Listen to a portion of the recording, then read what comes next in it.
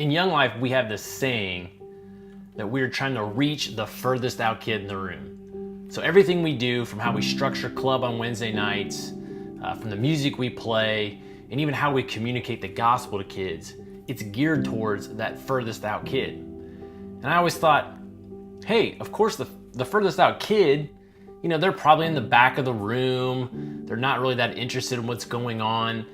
And if you take a look at this picture here, it's kind of the outside of the club room, and you think about the furthest out kid is sitting up against the wall, maybe up against those curtains. One of our leaders, like we do every Wednesday night, is giving a club talk.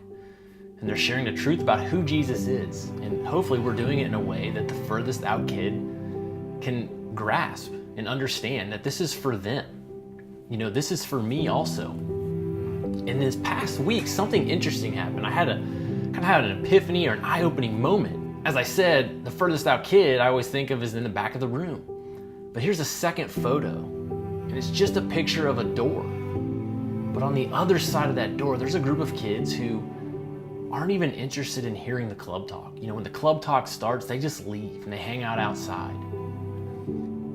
And so I walked out there last week and I talked to those kids, and I wish I could share some of the things about their story, but that wouldn't be fair to them, as they shared some really hard things that are going on in their life and that they're dealing with. Maybe someday they'll move from the outside